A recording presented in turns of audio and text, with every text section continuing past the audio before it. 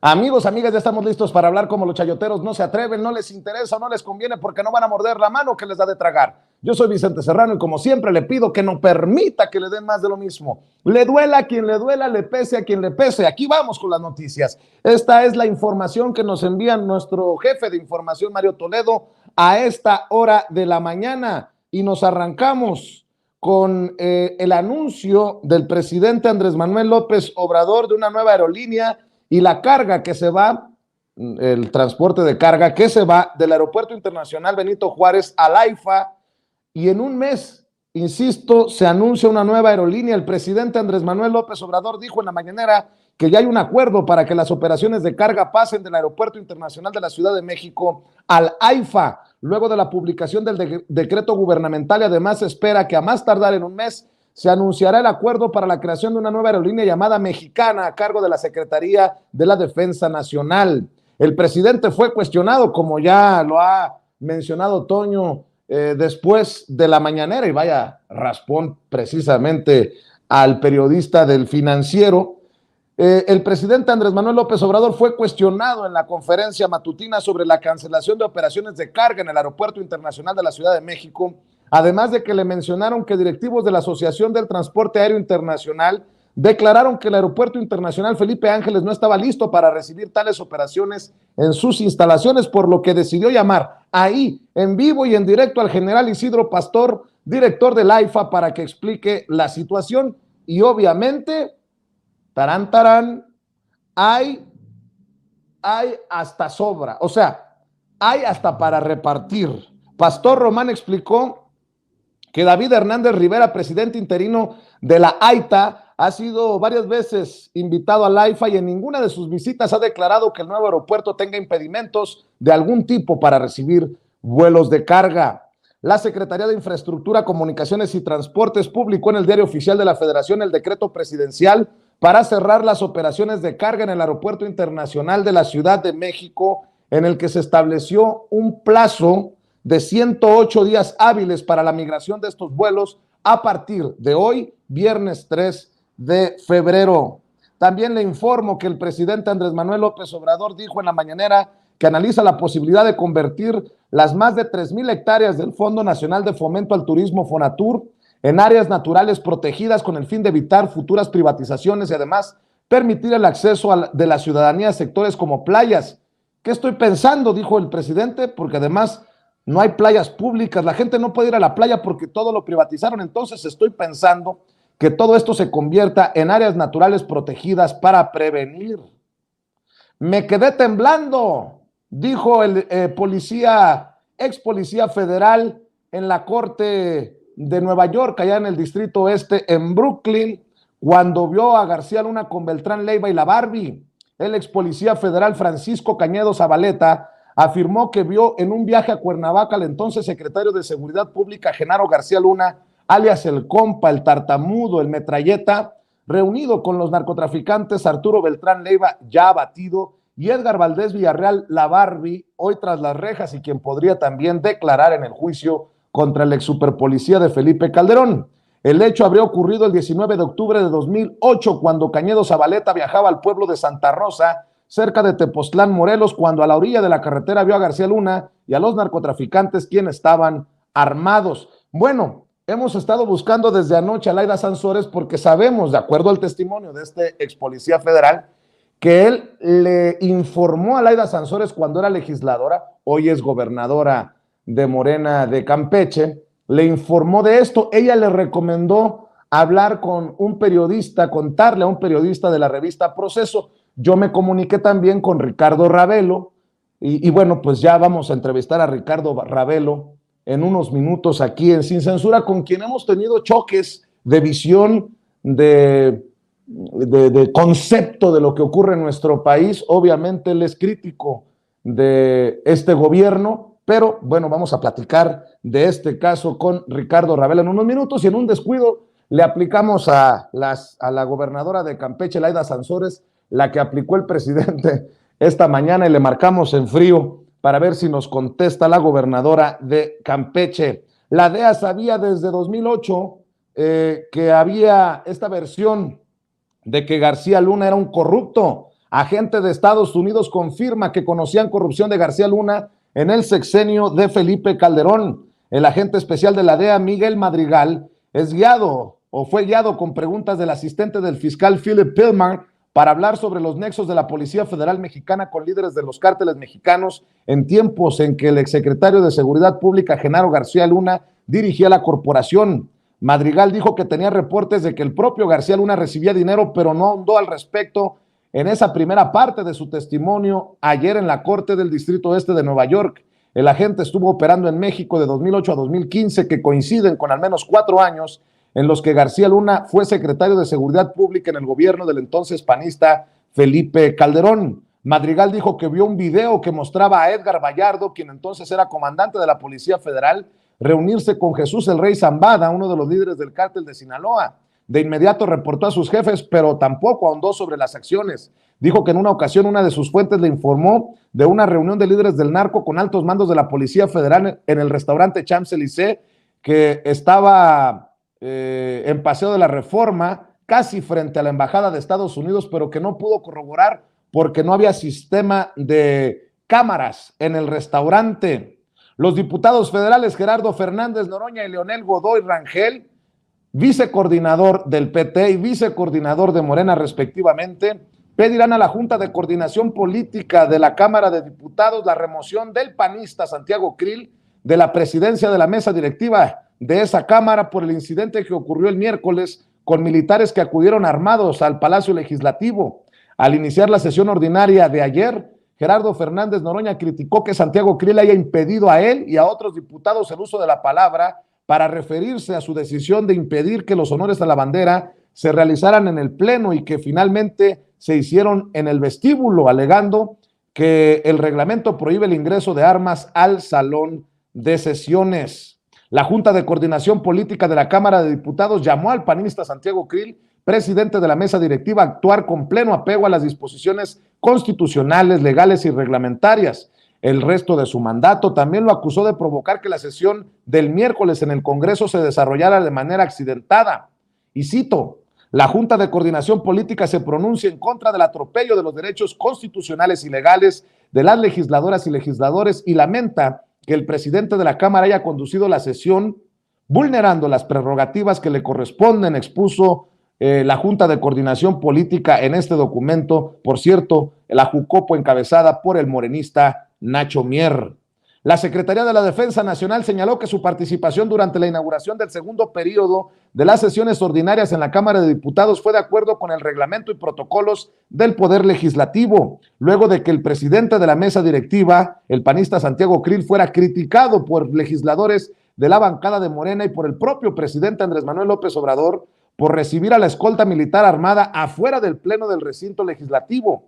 La Secretaría de la Defensa Nacional refrendó su respeto a los poderes de la Unión, ajustándose a la reglamentación de San Lázaro. Ahí le va una de Rosario Robles.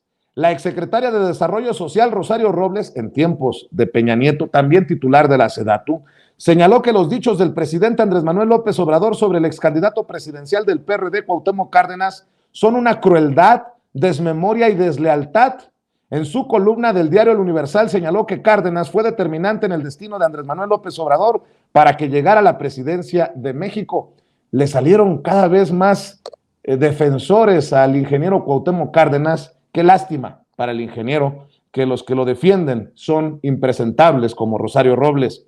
La Fiscalía General de la República denunciará al juez que negó llevar a proceso a Sosamontes, precisamente cercano a Rosario Robles. La Fiscalía General de la República iniciará una carpeta de investigación por obstrucción de la justicia contra el juez de control Gustavo Aquiles Villaseñor, quien rechazó vincular a proceso a Ramón Sosamontes, uno de los colaboradores más cercanos de Rosario Robles, extitular de la Secretaría de Desarrollo Social, por el caso conocido como la estafa maestra. Sosamontes fungió como jefe de la oficina de la Sedesol de diciembre de 2012 a agosto de 2015, periodo en el que Rosario Robles estuvo al frente de la dependencia. Posteriormente se desempeñó en el mismo cargo durante la gestión de la exfuncionaria en la Secretaría de Desarrollo Agrario, Territorial y Urbano, la SEDATU. La Fiscalía General de la República lo acusa de uso indebido de atribuciones, pues asegura que en representación de la Sedesol suscribió contratos ilegales con la radio y televisión de Hidalgo. En más noticias, Omar García Harfuch, secretario de Seguridad Ciudadana de la Ciudad de México, confirmó que la dependencia ya realizó detenciones relacionadas con el robo de cables de cobre del sistema del transporte colectivo Metro.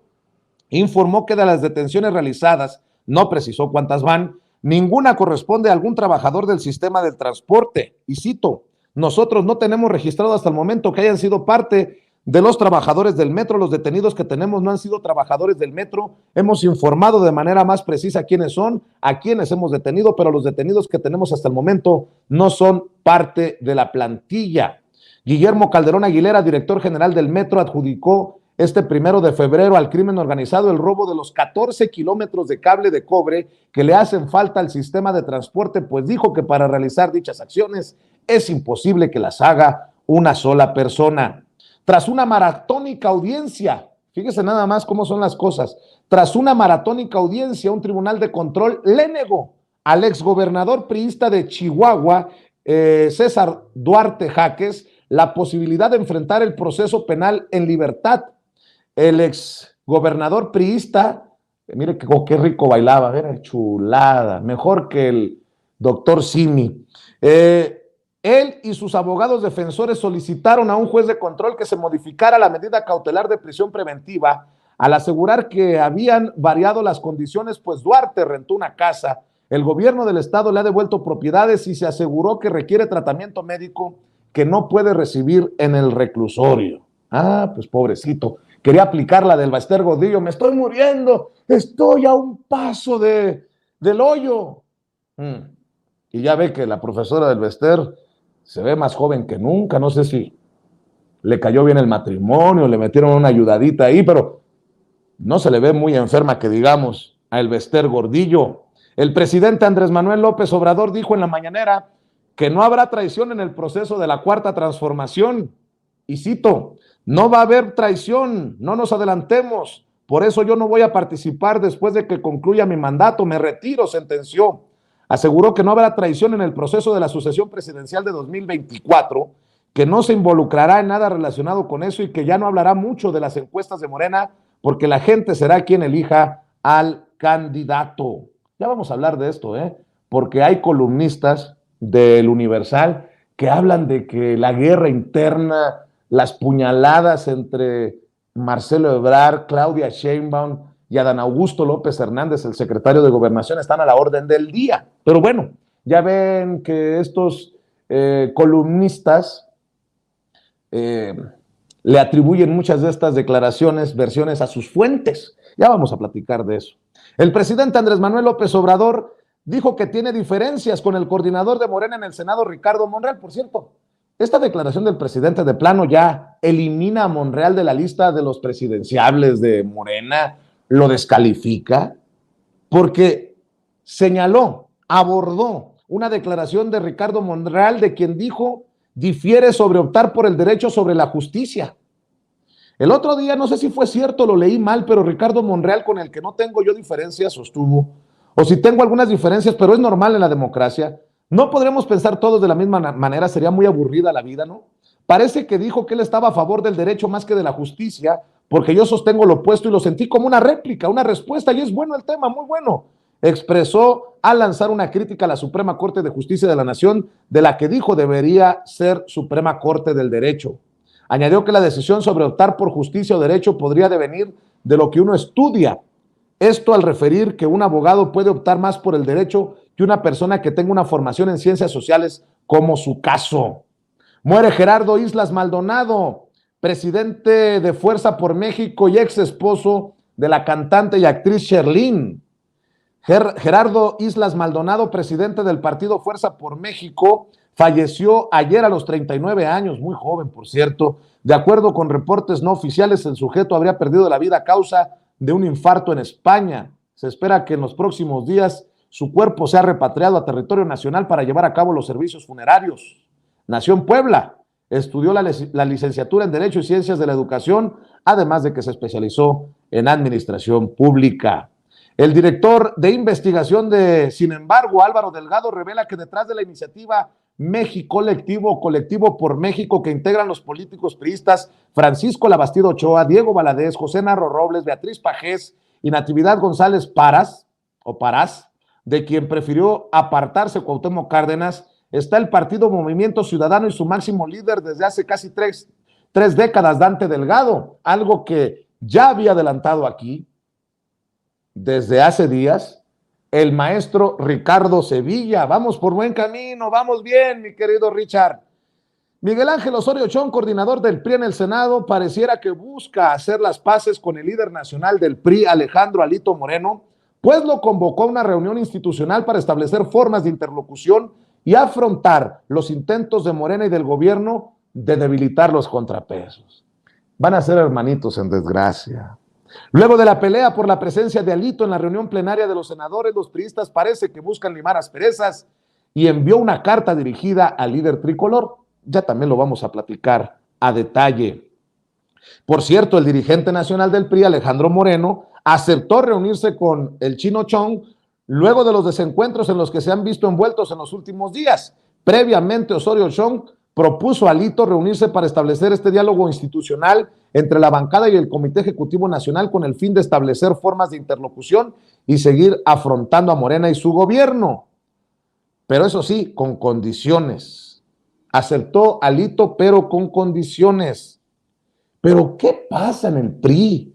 Se lleva muy pesado. El dirigente nacional del movimiento territorial del PRI, Erubiel Alonso Cue, solicitó la expulsión del coordinador de la bancada del tricolor en el Senado, Miguel Ángel Osorio Chong. En sesión del Consejo Político Nacional, el priista consideró que el actuar del senador atenta de manera grave contra la unidad ideológica, programática y organizativa del partido. Esta noticia seguramente no dejó dormir ayer a Ricardo Salinas Pliego, gran amigo de Sin Censura, nótese mi sarcasmo, el dueño de Grupo Salinas, de TV Azteca, de Electra. Tribunal confirma que Grupo Electra de Salinas tiene que pagar al SAT 1,431 millones de pesos. El Tribunal Federal de Justicia Administrativa confirmó la validez de la resolución que obliga a Grupo Electra, propiedad de Ricardo Salinas Pliego, a pagar al Servicio de Administración Tributaria, el SAT, un total de 1,431,466,606 pesos por haber incumplido con el pago del impuesto sobre la renta, multas y actualizaciones, y desde tiempos de Calderón.